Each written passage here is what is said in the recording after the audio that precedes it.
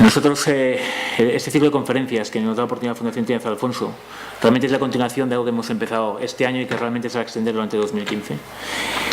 Y que yo creo que en la antigua Agencia Antidopaje y en la actual Agencia de Protección de Salud en el Deporte no hayamos hecho nunca, que es previamente contar el dopaje de otra forma, no solamente la normativa, e implicar a los deportistas de alto nivel en esas charlas, ¿no?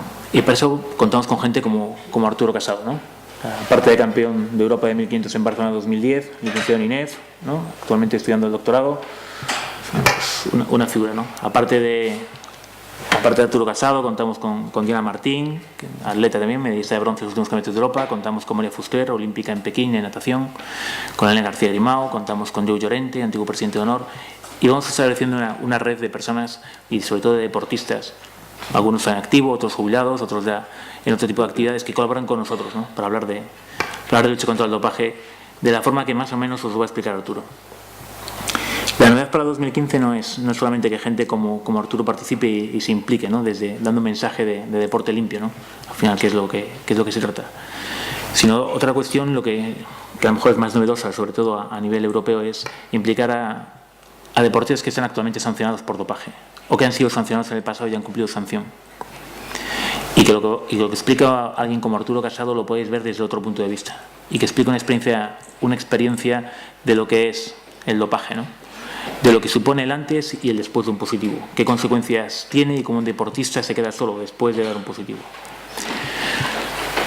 Y la otra parte, también un poco distinta, es la que va a explicar Marc Plata, que es un montón de cosas, ¿no? Trabaja conmigo en la agencia y no tiene un puesto definido, es evaluación de resultados analíticos del Departamento de Educación, antiguo gestor de calidad del Laboratorio de Control de Dopaje, y al final es en todo lo que es importante en la agencia, al final participa ella. Con esto únicamente agradeceros la asistencia y espero realmente que os guste la intervención tanto de Marc Plata como de Arturo Casado.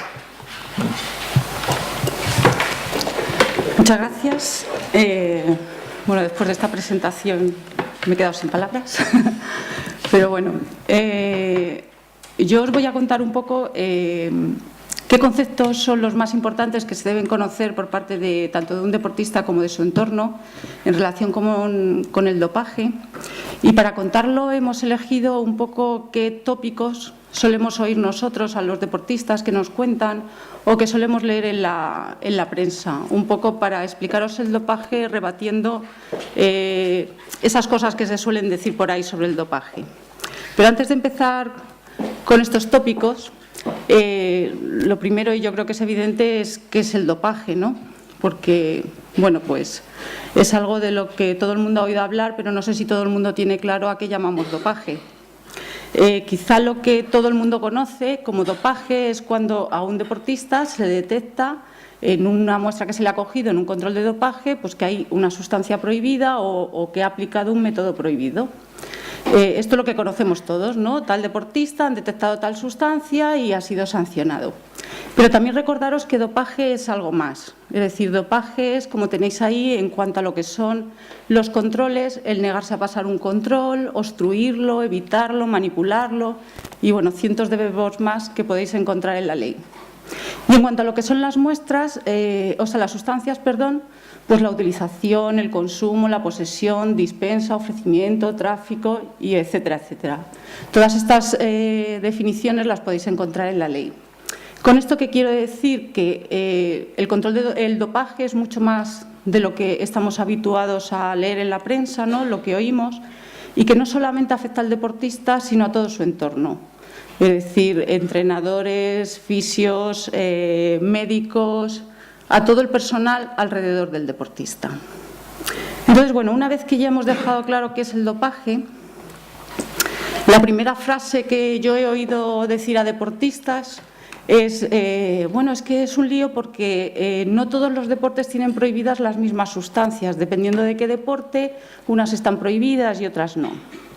Pues en cuanto a esto, deciros que existe una única lista de sustancias prohibidas, que es la misma para todos los deportes, todos los deportistas, que esa lista, la responsable de su elaboración es la Agencia Mundial Antidopaje, Después esta lista, pues los distintos países, federaciones, la adoptan como suya, la traducen, pero la lista es la misma. Bueno, pues la lista se modificó para incorporar esa nueva sustancia a la lista de sustancias prohibidas. Si no ocurre esto, al menos, como os digo, una vez al año es revisada. La lista se publica el 1 de octubre, entra en vigor el 1 de enero y a partir de ese momento comienza el periodo de revisión para el año siguiente. Esta lista es revisada por especialistas de todo el mundo y en todos los ámbitos, tanto deportivos, médicos, es decir, con muchos puntos de vista, no es una lista creada al azar. Y bueno, como os pongo ahí, podéis consultar siempre cuál es la lista en vigor en cada momento en nuestra página web. Y luego al final recogéis que os he traído aquí unas listas minis para que tengáis la lista en vigor.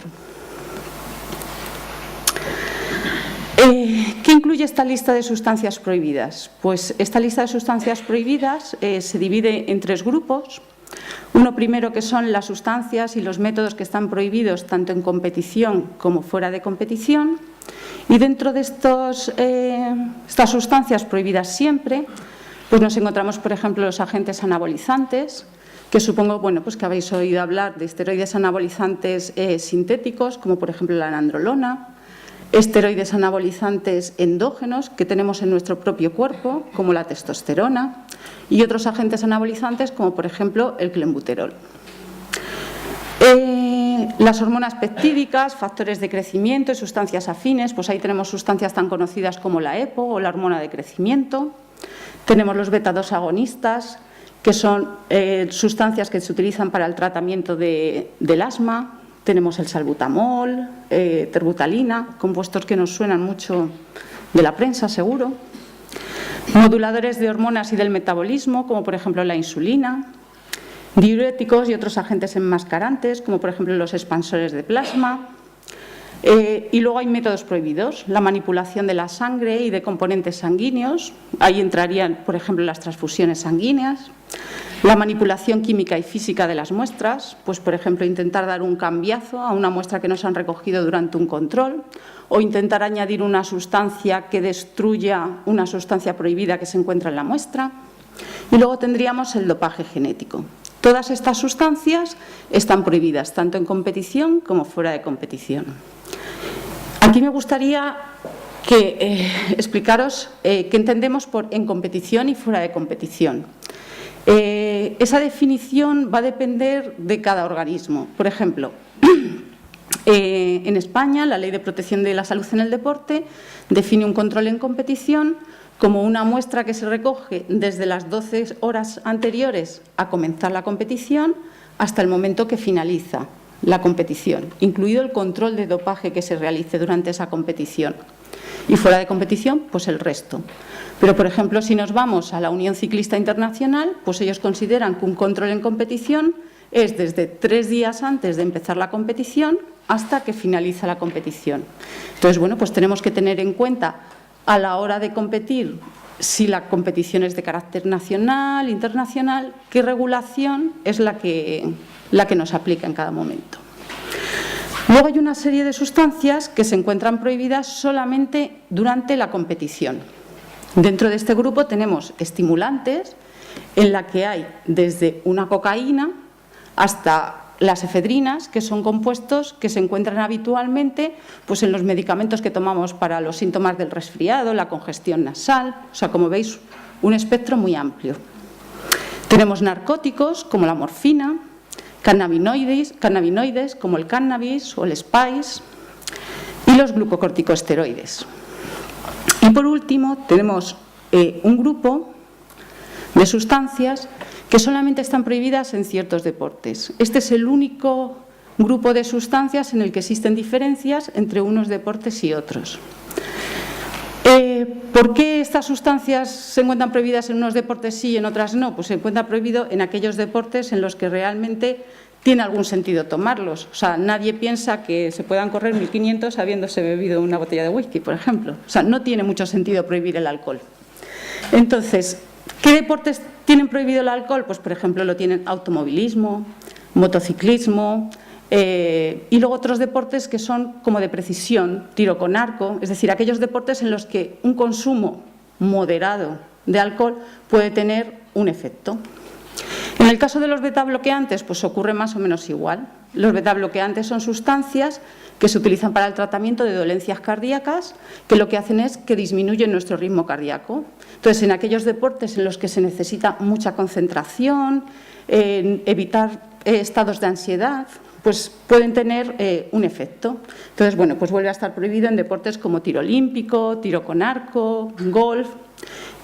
Y siempre son las federaciones internacionales las que deciden si prohíben o no estas sustancias. ¿Y qué criterios tiene que cumplir una sustancia para entrar o no entrar dentro de esa lista? Bueno, pues existen 3 criterios que son la mejora del rendimiento deportivo, el riesgo para la salud del deportista y que sea contraria al espíritu del deporte. Para que una sustancia entre dentro de la lista, tiene que cumplir al menos 2 de estos 3 preceptos. En cuanto a esto, me gustaría hablar de lo que es la parte de riesgo para la salud del deportista, porque todas, la mayoría, si no, cumplirían este precepto. Aunque estas sustancias, la mayoría de ellas, como hemos visto, están incluidas en medicamentos para el tratamiento de patologías habituales, tenemos que tener claro que aquí están prohibidas porque no estamos hablando de tratar una patología, sino estamos hablando de una persona sana que toma una sustancia para mejorar su rendimiento. ¿Qué ocurre?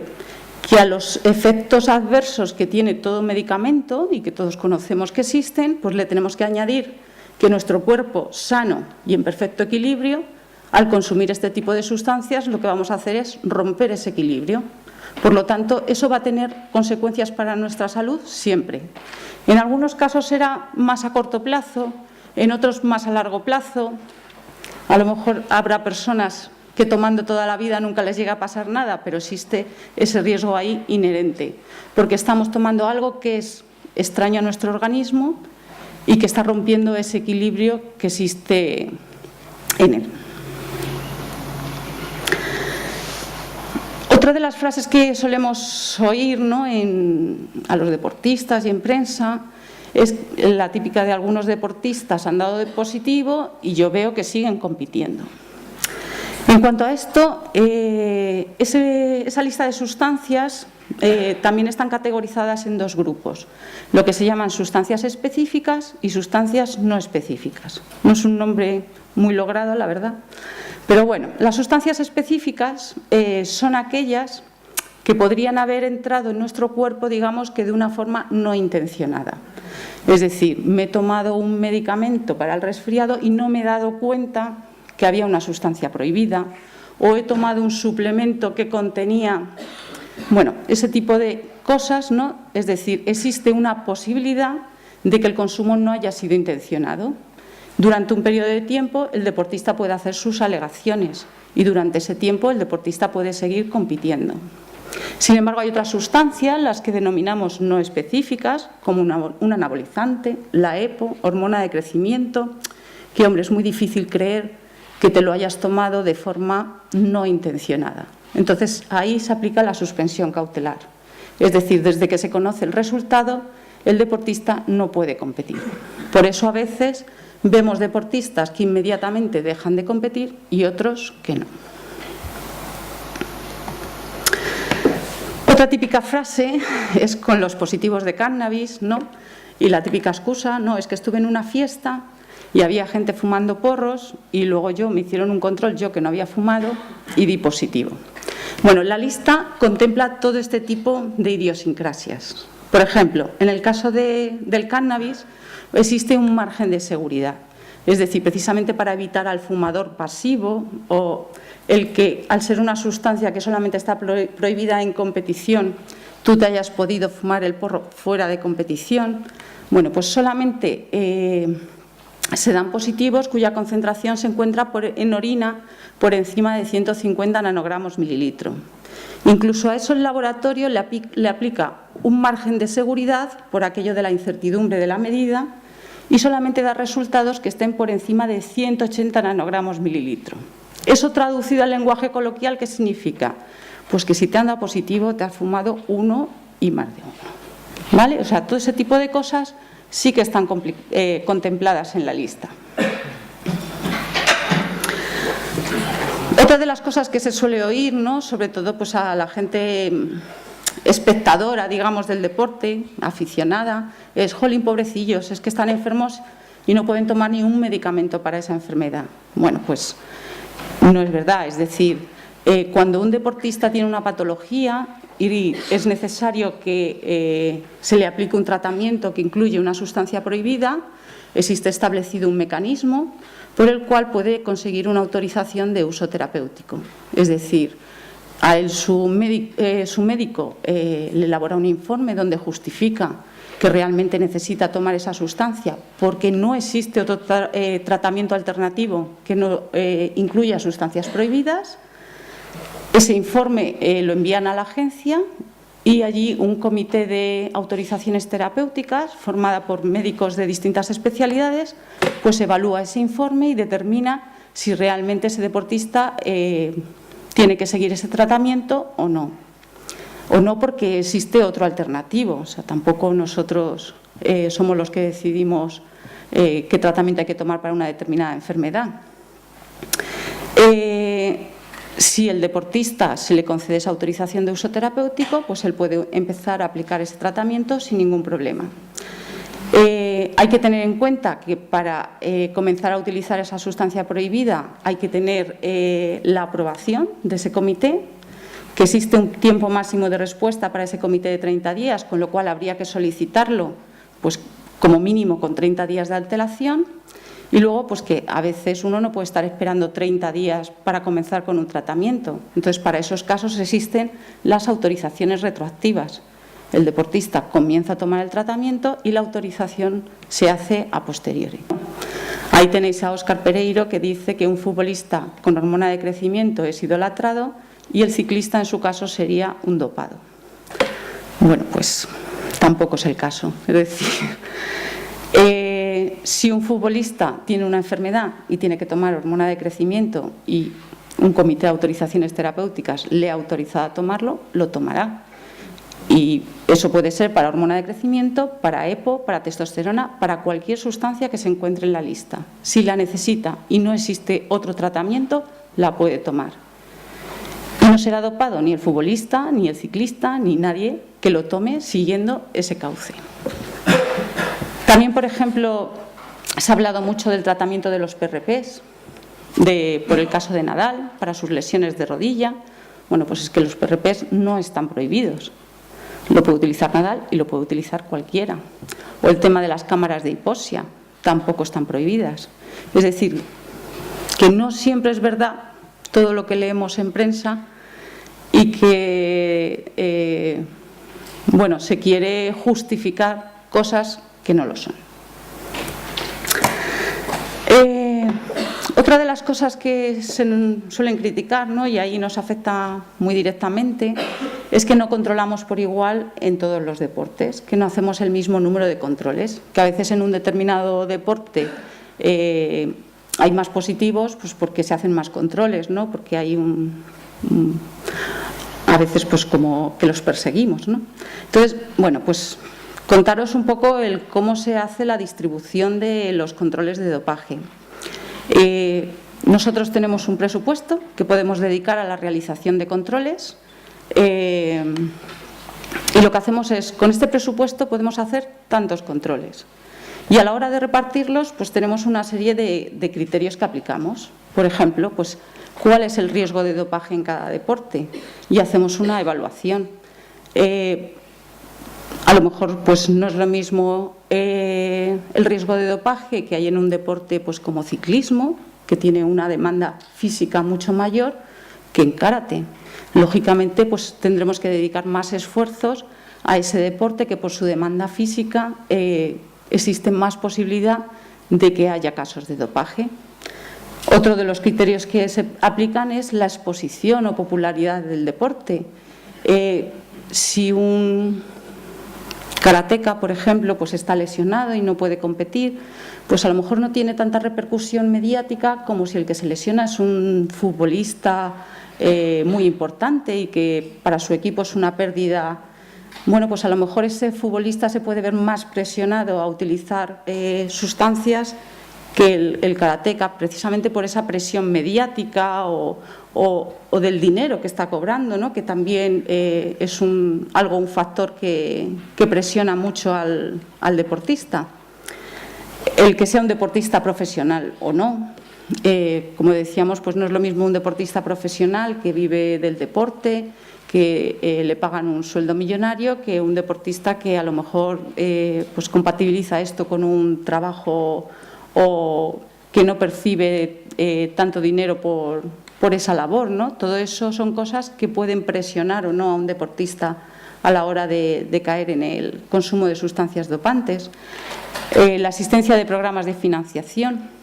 Los deportistas que reciben una beca de la Administración, pues para nosotros es muy importante que sean deportistas limpios y a lo mejor pues es uno de los puntos que tenemos en cuenta a la hora de controlar. Bueno, con estos factores y otros muchos más, que tampoco os quería aburrir, pues nosotros lo que hacemos es una distribución por deporte, dentro de cada deporte por especialidad, y vemos qué es más lógico, si hacer más controles en competición o fuera de competición.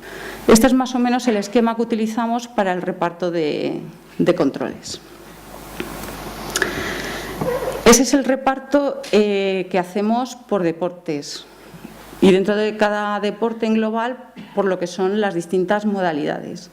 Pero después hacemos un desglose ya mucho más orientado a deportistas en concreto. Y aquí, bueno, esos deportistas en concreto los incluimos en lo que denominamos grupo de seguimiento. Y ese grupo de seguimiento está sometido a localización. Y bueno, habréis oído hablar también en prensa sobre, bueno, es que esto de la localización, tengo que decir dónde estoy las 24 horas, no tengo intimidad, es un sistema que no... Bueno, pues respecto a esto, deciros que ese grupo de seguimiento es un grupo muy limitado de personas, que son los que están sometidos a localización. Por ejemplo, nosotros, de todos los deportistas en nuestro ámbito de competencia, pues solamente hay 200 deportistas que están incluidos en ese grupo. Es decir, es una milésima parte del total de deportistas. Y la única exigencia que hay es que nos indiquen una hora al día en la que están disponibles para realizar un control. ¿Por qué? ¿Qué sentido tiene este grupo de seguimiento y la localización? Pues la realización de controles fuera de competición. Es muy sencillo hacer controles en la competición porque tú vas allí y sabes que allí van a estar todos. Pero hacer un control fuera de competición es muy difícil si no sabes dónde está el deportista. Y bueno, como os he contado antes, pues hay sustancias que o las controlas fuera de competición o nunca jamás las vas a detectar. Entonces, bueno, ahí por ejemplo tenéis pues un tuit de Fernando Alonso que dice: control antidoping en casa, vuelta a la cama, que es otra cosa de las que también se suelen quejar mucho de, es que nos despiertan a no sé qué hora.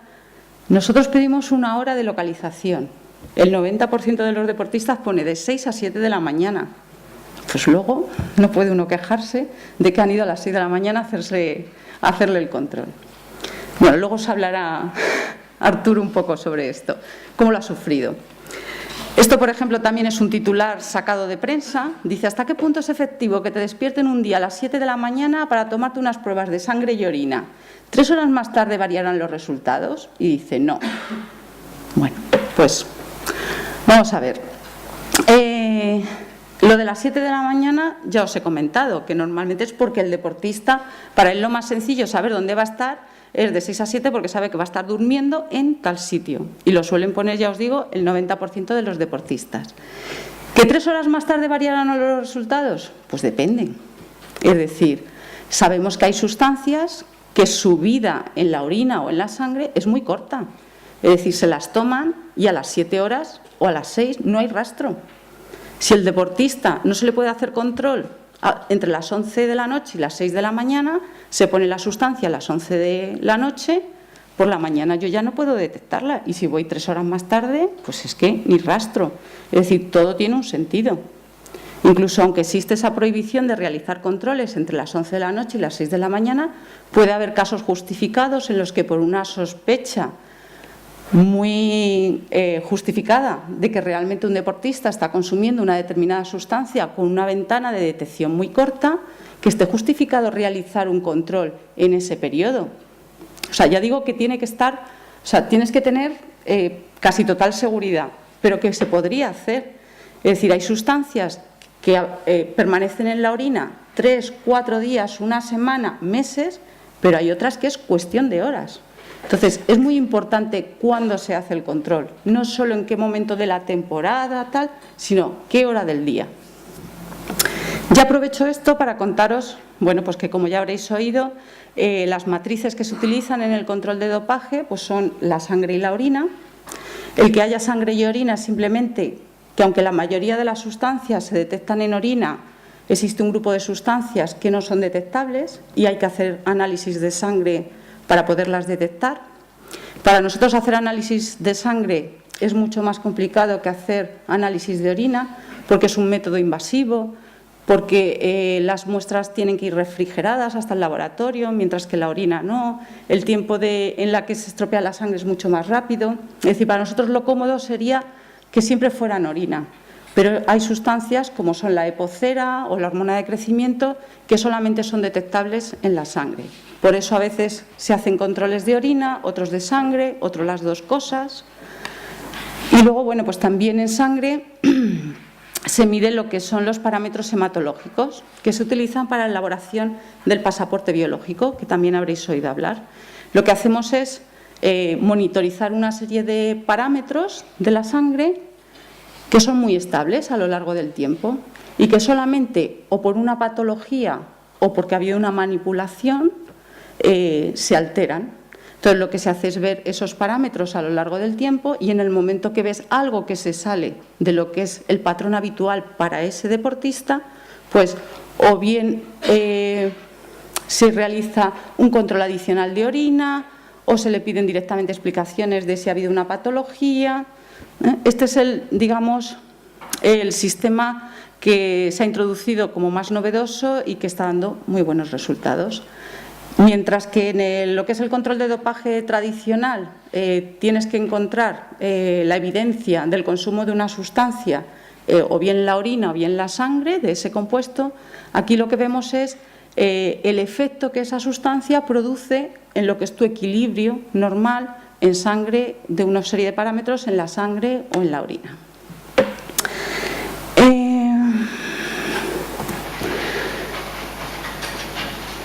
El caso de los suplementos, que también es otro de los temas que últimamente está muy de moda y que solemos oír, bueno, pues tomé un suplemento que me recomendaron y di positivo en un control. De hecho, tenemos, por ejemplo, un caso muy cercano, que es en los Juegos Olímpicos de Invierno de Sochi, en el que 3 de los positivos que hubo fue por sustancias prohibidas que estaban incluidas en suplementos y que los deportistas, bueno, pues no fueron conscientes de que lo estaban consumiendo.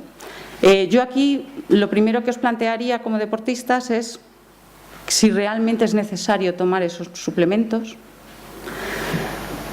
Si os hacéis esa pregunta y aún así seguís pensando que sí, que es necesario consumirlos, pues simplemente comentaros que la Agencia Mundial Antidopaje dice que alrededor de un 20% de los suplementos contienen sustancias dopantes, que ese contenido de sustancias dopantes no siempre aparece reflejado en la etiqueta de composición. En el suplemento nutricional no existe una regulación como en los medicamentos, no está tan controlado. Hay veces que sí lo ponen, pero con un nombre que no es el habitual, que nos suena, sino con sinónimos, con nomenclaturas químicas que nos despistan y no sabemos qué es lo que contiene, o simplemente no lo ponen porque esa sustancia está ahí, pues porque ha habido una contaminación durante el proceso de fabricación, es decir, que ni ellos mismos son conscientes de que eso está ahí en la composición de ese compuesto.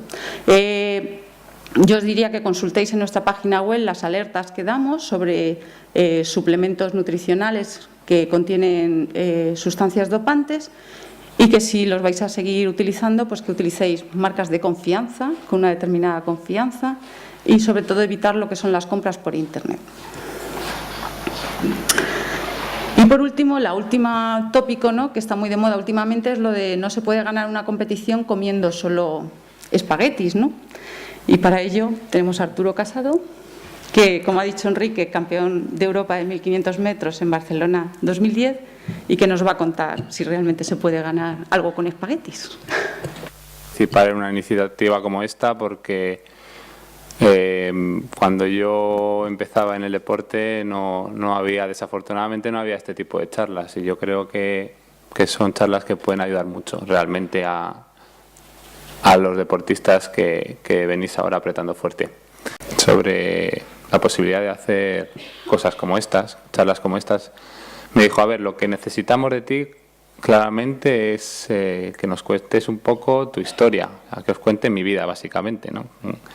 ¿Mi vida en qué sentido? Mi vida deportiva sobre todo, no solamente pues bueno, que he ganado medallas, que tal, sino mi vida deportiva, mi relación con la gente, y en este caso concreto mi relación con el dopaje. He tenido relación con el dopaje, pero eso no significa que me haya dopado, ¿no?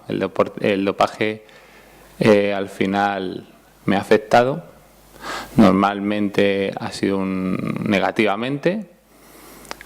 A mí no me ha ayudado nada el dopaje porque soy de los que lo ha sufrido, y bueno, pues vengo un poco para contaros la experiencia de alguien que ha tratado de luchar y de sobrevivir al dopaje dentro del mundo del alto rendimiento y en concreto del atletismo. Probablemente os ponga muchos ejemplos deportivos, probablemente hable de alguna anécdota. No quiero hablar de nombres porque yo creo que aquí no toca, ¿no? No es algo que interese, ¿no? Pero sí que quiero poneros ejemplos, ¿no? Para ver qué cosas os podéis encontrar y qué situaciones, ¿no? Entonces, bueno, creo que mi historia en este sentido puede ser interesante. A ver, mis datos deportivos, lo más importante que he hecho fue quedar campeón de Europa de 1500 en el año 2010, en Barcelona, además.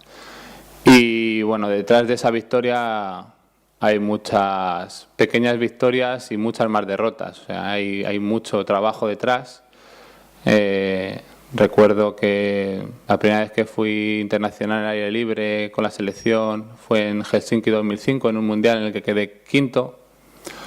En este mundial el primero y el segundo fueron cazados 1 año y 2 años después, por EPO además.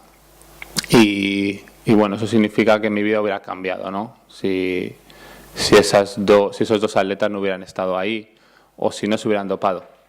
Pero eso os lo voy a contar luego. También fui cuarto aquí en Valencia, en el Mundial de Valencia. Por 6 centésimas me ganó Higuero. Higuero es limpio, cuidado, no, al revés. Me ganó limpiamente. Y muy merecida su medalla, por supuesto.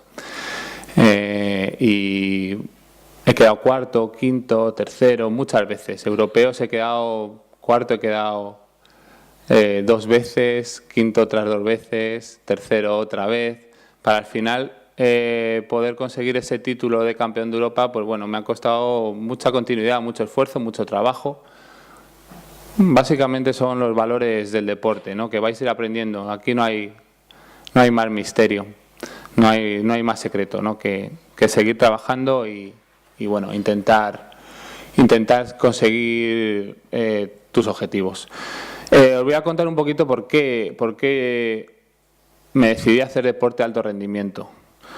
Me decidí básicamente porque yo veía a los atletas por la tele y les veía ganar medallas, y a mí eso me motivó mucho. Fue algo que me dio una ilusión bestial, ¿no? Luego también he tenido la influencia de mi padre siempre en mi vida, y mi padre, tuve la suerte de tener un padre que me transmitió muchos valores desde muy pequeño. Yo creo que eso es una de las claves, ¿no?, para luego tomar decisiones, ¿no? Qué tipo de educación tiene uno y tal. Pero vamos, la educación puede venir de muchos ámbitos, no tiene por qué solo venir de los padres, ¿no? Hay muchos aspectos, ¿no? Parte de tu entorno te puede afectar de una forma o de otra. En el caso de mi padre, bueno, lo que me dijo básicamente es que si quieres conseguir algo, lo que tienes que tener es ilusión. La ilusión es el motor. Siempre esa palabra la tengo grabada en mi mente, ¿no?, para toda mi vida. Y es lo que me ha hecho llegar a conseguir los éxitos, sin más. Yo si no hubiera tenido ilusión, nunca hubiera conseguido nada.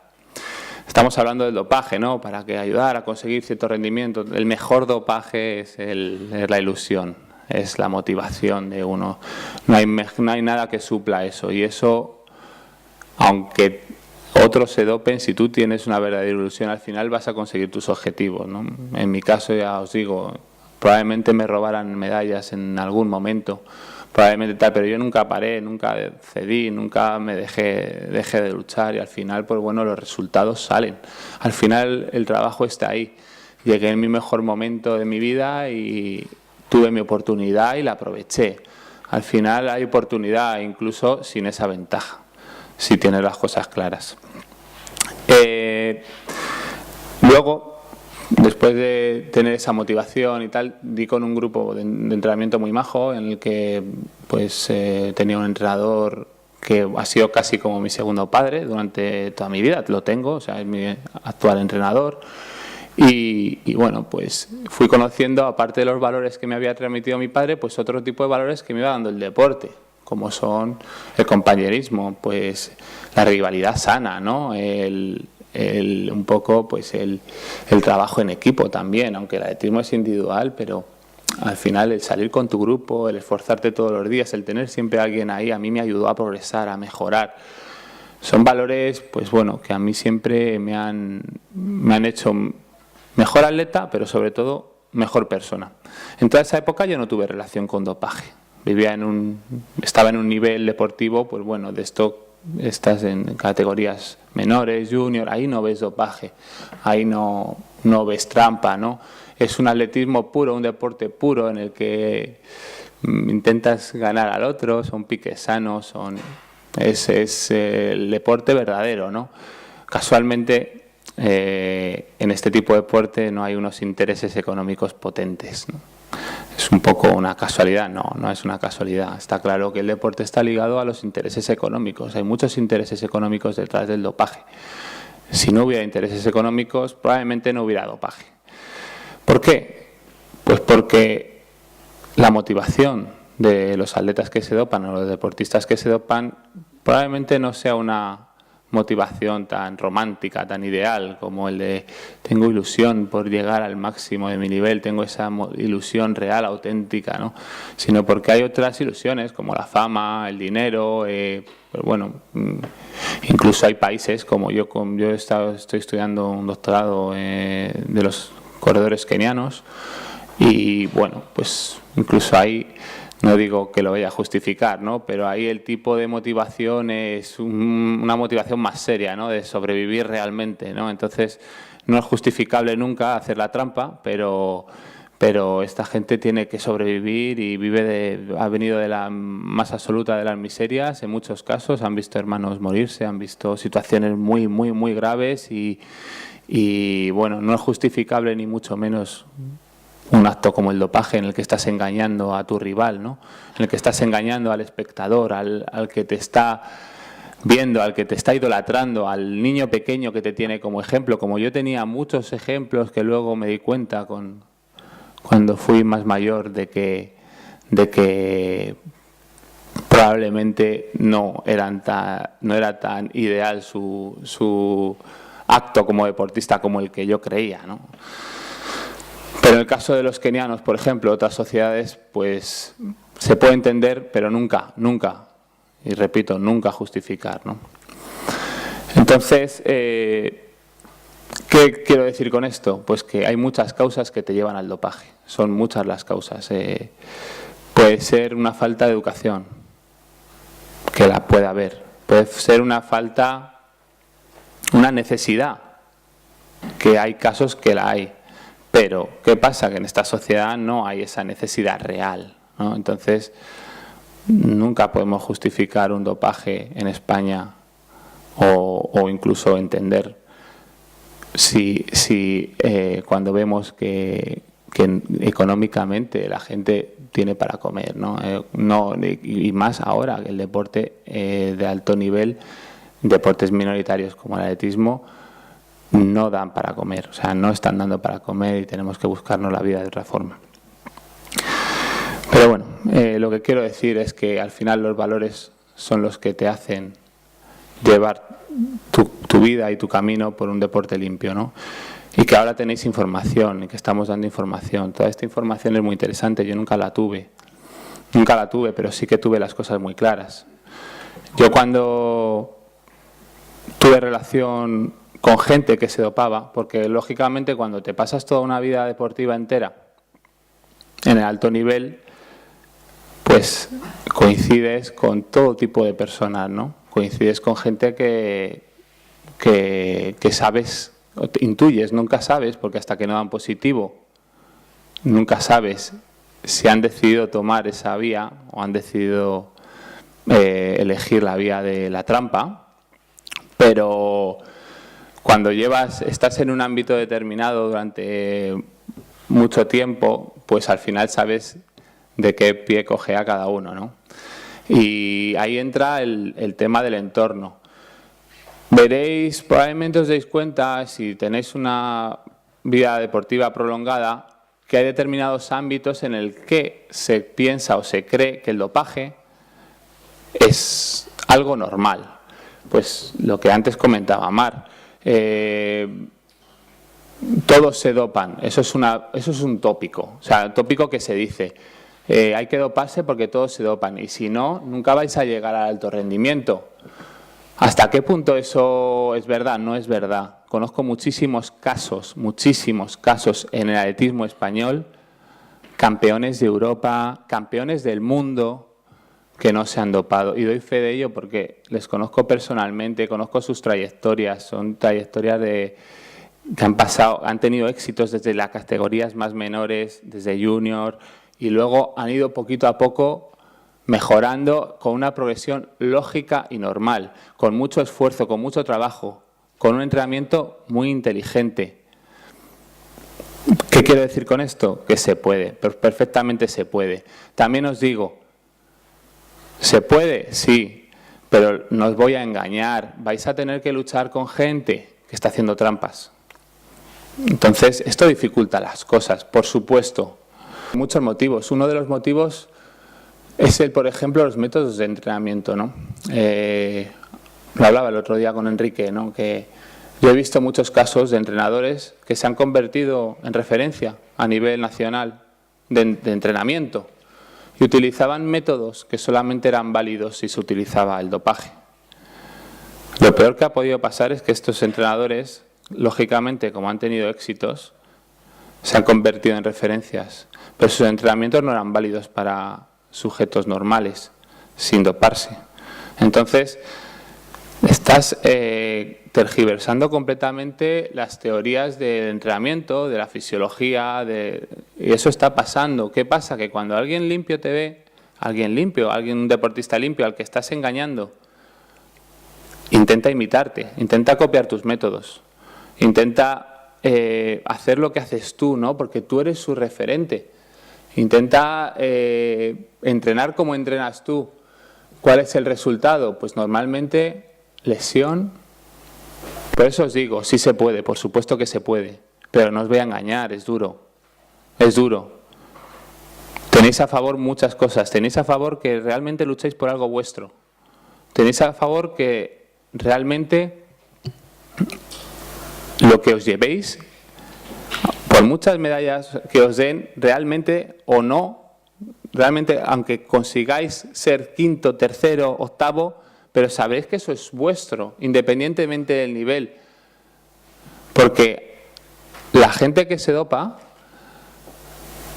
a quien realmente están engañándose a ellos mismos, no están engañando, por supuesto engañan al resto, ¿no? Pero lo más grave de todo es el engaño que ellos mismos sufren, ¿no? El vacío que se debe sentir. Yo no me imagino el deporte, mi deporte, ¿no? Mi trayectoria como atleta, como deportista, no me lo imagino. O sea, es que algo inconcebible para mí el haberme dopado y el ponerme en el podio, en tal. Es que me sentiría asqueroso, o sea, no puedo ni describirlo con palabras, ¿no? Es algo que no tendría sentido. O sea, incluso los que se dopan trabajan mucho y entrenan mucho y al final, ¿por qué? ¿Por dinero? O ¿Solamente por dinero, ese estilo de vida, ese por fama? Sinceramente, creo que el atletismo o el deporte es algo mucho más profundo. Es un estilo de vida, es una forma de ser, ¿no? En el momento que perdemos un poquito este sentido, no lo tiene, es que ya no lo tiene, deja de tener sentido. Entonces, bueno, yo creo que es importante, si alguna vez tenéis que tomar una decisión en este sentido, si alguna vez que penséis todo esto, porque en el momento que se dé el paso, en el momento que decidas traspasar esa línea, ganarán muchas cosas, sobre todo a nivel material, pero yo creo que la gente no es consciente, ¿no?, de lo que se pierde. Yo he visto a gente completamente estigmatizada en este sentido, o sea, no, gente que le da vergüenza incluso estar en público, gente que lo pasa muy mal después de ser positivo, o incluso gente que no ha dado positivo y sabe que tiene que callar muchas cosas, sabe que no puede hablar de ciertos temas, sabe que no puede compartir ciertas experiencias que hemos tenido todos en el deporte y que nos ha dado tanta vida. Yo, la época más bonita que recuerdo de mi deporte es la época junior. Ahí no había dopaje. Éramos chavales que teníamos muchísima ilusión y tratábamos de correr todo lo que podíamos para intentar ir al Mundial Junior, que era en Jamaica, en el año 2002. Eso, bueno, pues esa ilusión, esa cosa por el viaje, no era por dinero, no, era por ilusión pura y dura, de estar en un Mundial. ¿Eso se concibe con el dopaje? No, por supuesto que no. ¿Ese dinero va a transmitir esa ilusión? Por supuesto que no, ¿no? Si no hay nada más bonito que la ilusión, no hay nada más bonito. No vais a perder eso, vais a perder lo bueno del deporte. Yo os puedo decir una cosa, yo he ganado dinero con el atletismo, por supuesto que he ganado. Me lo he ganado, además, a pulso, con mi esfuerzo, con mi sudor, siempre. Pero a mí lo que me ha dado el atletismo después de ser campeón de Europa, después de tal, no ha sido eso. Eso lo dejaría en el último puesto del escalafón. A mí lo que me ha dado el deporte ha sido la gente que he conocido, ¿no? Los lugares que he visto, las experiencias, las relaciones humanas sobre todo. El deporte te da mucho. Y casualmente con gente que se ha dopado, esas relaciones han sido al final, se han podrido realmente. ¿Por qué? Porque no puedo compartir lo bonito del deporte con ellos, porque no puedo hablar de ciertos temas con ellos. Y realmente pienso que no son malas personas.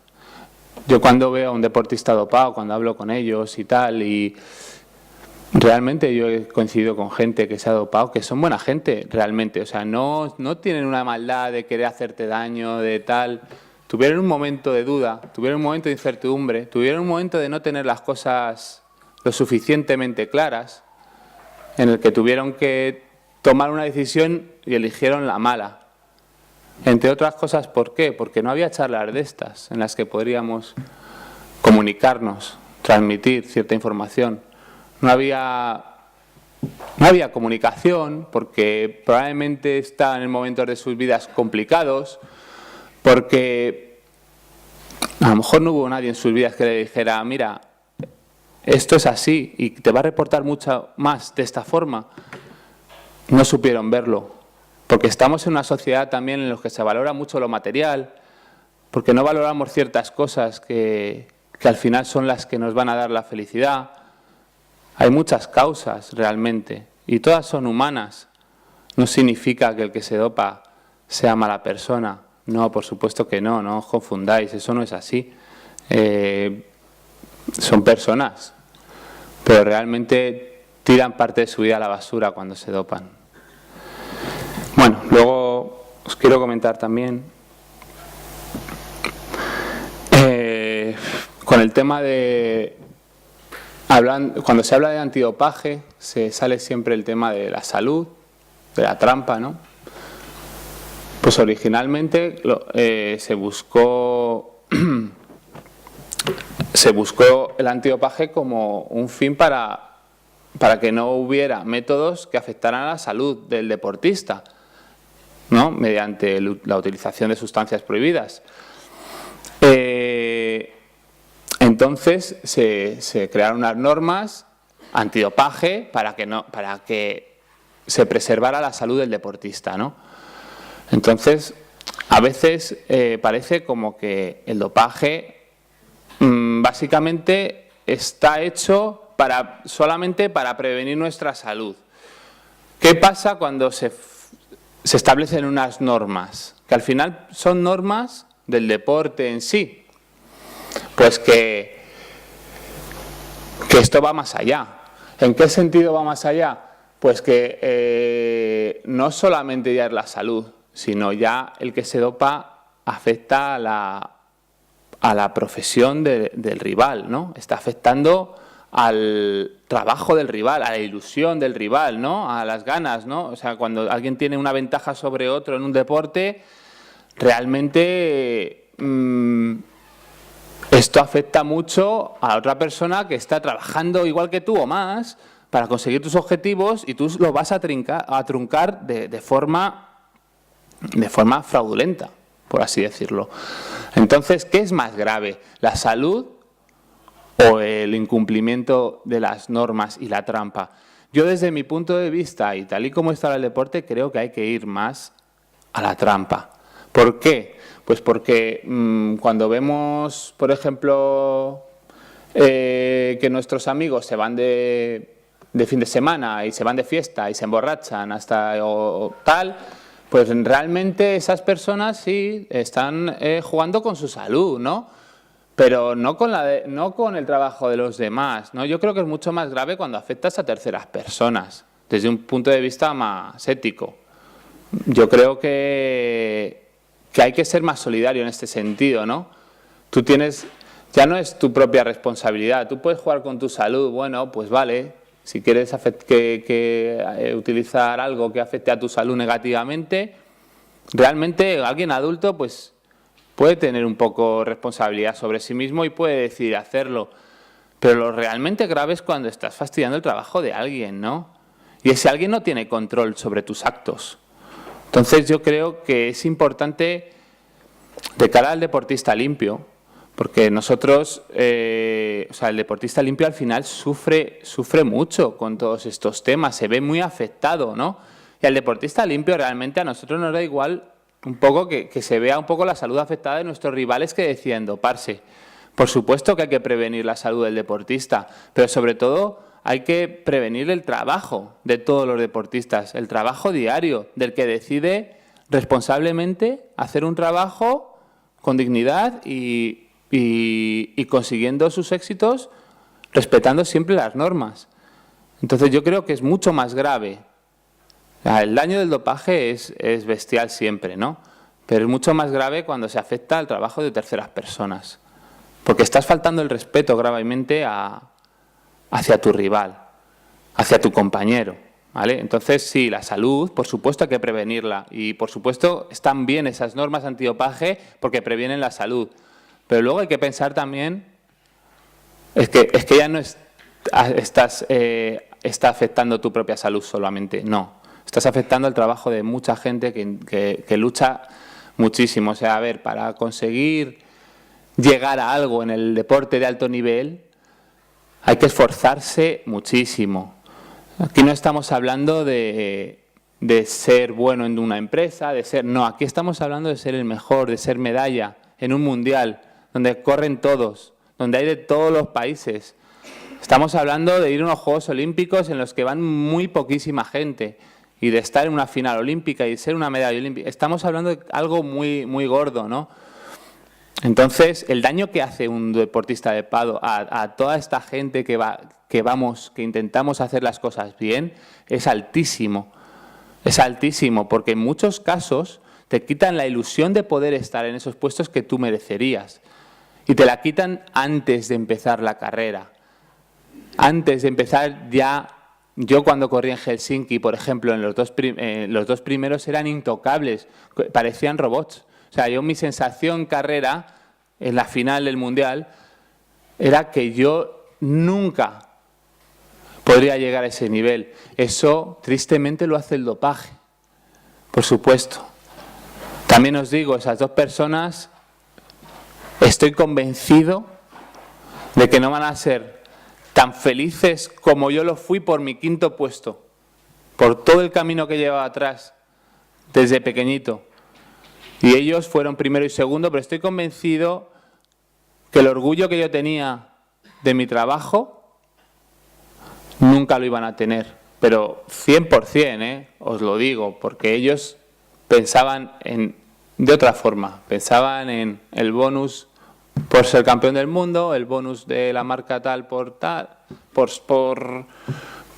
quedar entre los 3 primeros, ser medalla, la suma del dinero, que está muy bien, pero realmente os puedo asegurar que eso no da la felicidad. La deportiva, y has conseguido determinados éxitos y los has conseguido y son tuyos y sabes que es tuyo y acabas tu carrera deportiva y te vas con la cabeza bien alta. Ahí es donde, sea el nivel que sea, estamos hablando de alto rendimiento, pero es que sea el nivel que sea, creo que merece la pena hacer las cosas así, por uno mismo, por respeto a uno mismo, por ser francos con uno mismo. Entonces, bueno, deciros que aún así, a pesar del dopaje, se puede. Yo conozco casos de gente, bueno, os podría decir muchos nombres. Antes se ha hablado de Diana Martín. La medalla de Diana Martín de este europeo ha sido algo, yo la he visto a esa chica desde pequeñita, entrenando sin ser de las mejores nunca, pero siempre estaba ahí, estudiando a la vez que entrenaba, con muchísimo esfuerzo, y poquito a poco, granito a granito, pasito a pasito, al final ha conseguido ser una medalla en un europeo de forma limpia. Esos son los casos que realmente, aunque no tengan tantos aplausos del que ha ganado no sé cuántas medallas de oro, olímpicas o lo que fuera, esos son los casos que cuando acabas tu carrera deportiva dices, me siento realizado, me siento pleno. Y a lo mejor hubiera sido 8ª ese puesto en vez de 3ª, pues también. Realmente el resultado es importante, pero más importante es saber que uno lo ha dado todo y que uno lo ha hecho todo lo mejor que podía, hasta el final. Yo creo que es la clave del deporte, ¿no? Esto al final, si tú sigues los valores del deporte, al final tienes que ir por ahí. Y bueno, pues poco más. Simplemente también deciros que al final las cosas salen, que el trabajo sale.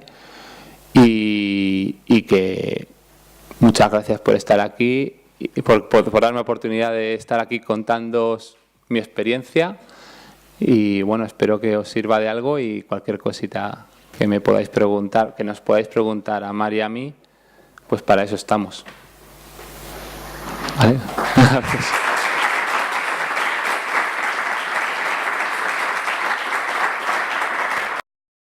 Intento pensar que yo he hecho lo que he podido, he dado lo que tenía, entonces yo no tengo nada que objetar a mi actuación, y que realmente los que pierden son ellos. Un atleta dopado ya pierde de primeras, un atleta que miente ya ha perdido su propia batalla personal, no es una batalla personal, es algo que entonces simplemente realmente siento un poco de pena incluso, por ellos. No es, ya llega un punto, al principio sentía más rabia, pero según vas pensando y según va pasando tu carrera deportiva, te vas dando cuenta de las cosas, pues bueno, pues yo ya lo que pienso es que me da pena que hayan tirado así un potencial que probablemente hubieran sido gente mucho más competitiva, ¿no?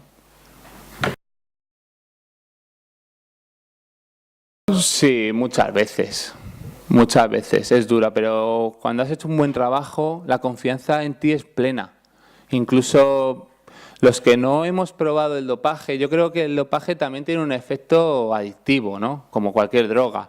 Entonces, yo creo que es difícil. Yo por eso siempre he creído, es mi opinión personal, en la sanción de por vida. Y creo que es difícil que un atleta que se haya dopado vuelva y vuelva a la limpieza, ¿no? ¿Por qué? Porque ellos tienen una confianza ciega en eso. Si les quitas eso, su autoestima ya está baja de por sí, quiero decir. O sea, sin eso ya ellos no se sienten competitivos. Entonces no tiene sentido para ellos volver a hacer este deporte sin esa ayuda, ¿no? Son muy dependientes de esas sustancias. La diferencia de alguien que nunca se ha dopado es que confía plenamente en él.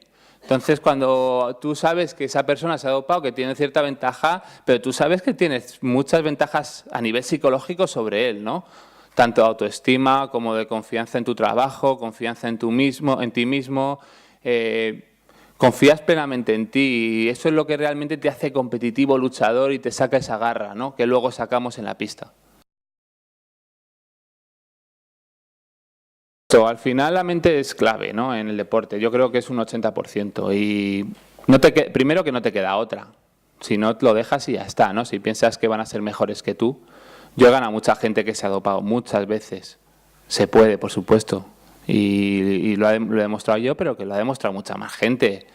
No sé si está Concha por aquí, Concha Montaner, ahora mismo ha sido medallista en el Mundial de 2006 porque han pillado la tercera y ella es tercera y bueno, el mejor ejemplo que ella no podemos tener aquí, mucho mejor que el mío incluso en este sentido, ¿no? Ella ha recuperado su medalla, también es cierto, a ver quién le devuelve esa gloria perdida en ese momento, ¿no? Nadie. Entonces, creo que sí, que somos especiales, los deportistas auténticos somos especiales, o sea, tenemos esa capacidad de luchar contra todo tipo de adversidades, incluso deportistas dopados, por supuesto, mentalmente te hace fuerte. Ellos se hacen débiles, realmente, cuando dependen de una sustancia para competir. Se hacen débiles, o sea, el dopaje te hace débil, estoy convencido.